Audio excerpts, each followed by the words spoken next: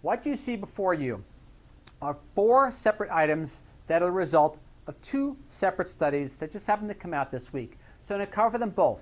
We're going to bypass the study parameters overall and get to the main gist of what the researchers discovered during their research as follows. So I'm going to skip the study parameters and go straight to the meat of basically what these researchers discovered in regard to these 4 particular items. High fructose corn syrup, as you see, found in 75% of packaged foods and drinks. Butylhydroxytoluene, BHT, an antioxidant commonly added to breakfast cereals and other foods to protect nutrients and keep fats from turning rancid. Perfluorooctanoic acid, PFOAs, non-stick cookware, stain-resistant carpeting, so on and so forth. And Tributyltin, hopefully I pronounced that one correctly as well, compound found in paints that somehow made its way pleasantly into the water and your seafood. So we're looking at 1 sweetener and basically 3 either food additives and or contaminants. And to explain why they do what they do, or I should say how they do what they do, in the words of the researchers themselves, which is important because you just don't want to say something is bad for you. It's vital to understand how they do what they do in order to formulate an intelligent argument should it arise. So the 2 citations this research came out of as follows are basically endocrine disruptors induce perturbations in endoplasmic reticulum and mitochondria of human pluripotent stem cells and derivatives. Reticulum, now I got it. All right. 2, conversion of sugar to fat is hepatic de novo lipogenesis leading to metabolic syndrome and associated chronic disease. Forgive me for the speed at which I have to speak. I'm trying to get it all down within 5 to 8 minutes. All right, so since we finished with the conversion of sugar to fat, let's begin with that study. Public title on that one was Overweight Children and Adults Get Significantly Healthier and Quickly with Less Sugar. But again, it's more than just the sugar. You'll understand why in a second. One important pathway that may link metabolic disease to sugar consumption is hepatic conversion of sugar to fat, a process known as de novo lipogenesis. And mechanistic. Says studies have shown that diets high in simple sugars increase both DNL and liver fat. Importantly, removal of sugar from diets of children with obesity for only 9 days. That's how fast the health began to turn around. Reduced DNL and liver fat and improved glucose and lipid metabolism. But again, it's not just on sugar. They honed in on high fructose corn syrup, as this next chart will indicate. All right, you see the chart? The DNL, meaning basically the bad stuff that happens to the liver. Look at the fructose conversion compared to the glucose. Again, we're not really looking at fruit sugar per se. We're looking at high fructose corn syrup. So keep in mind, that's just like insane. So the meat of the study, what the research discovered in regard to the high fructose corn syrup is as follows. Quote, fructose provides no nutritional value and is not metabolized in the brain. Again, I'm using the fructose as the chemical itself, not fruit sugar. Your body converts it to fat but doesn't recognize that you've eaten, so the hunger doesn't go away. Evil. And is said as follows, and to reiterate, compared to glucose, which metabolizes 20% in the liver and 80% throughout the rest of the body.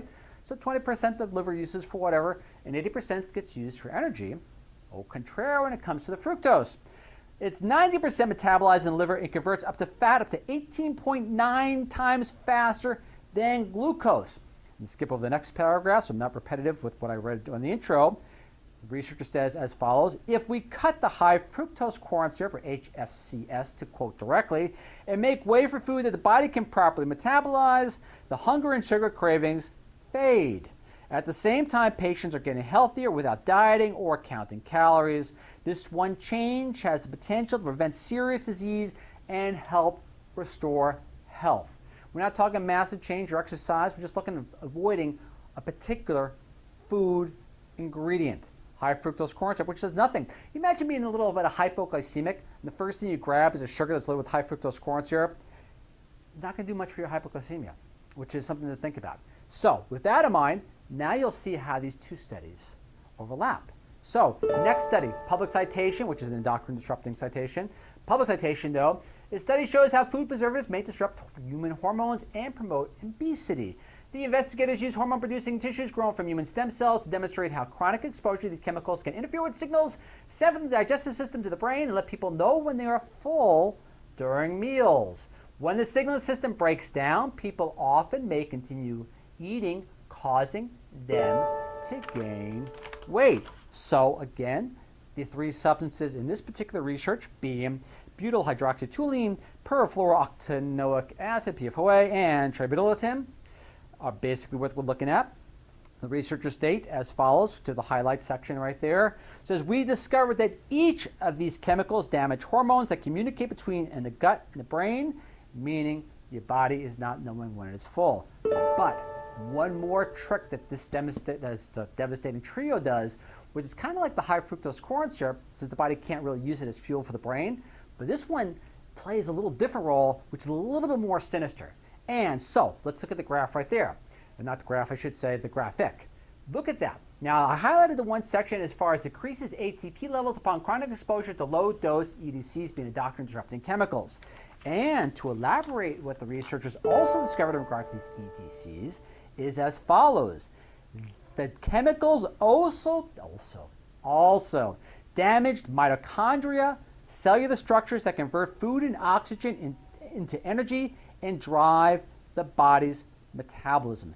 Meaning, so you have these four items, slightly different ways, destroy your metabolic, your metabolism, basically one way or the other, either through inducing increased hunger, whatever, yet both of them, one way or the other, affect how your body utilizes energy, which is real important because without it, you don't feel like necessarily doing anything in particular to basically to get up to exercise or whatever it is. They literally, and not figuratively, suck the life out of you. So, if anything I can do is in regard to this particular study, doesn't require much. Start reading the labels. Avoid high fructose corn syrup, butylhydroxytoluene, perfluorooctanoic acid, and again, we're looking at tributyltin. So if you could do anything for your health, just simply by reading the labels, trying to avoid these four particular items, that can give you an incredible advantage in regard to kickstarting your metabolism altogether.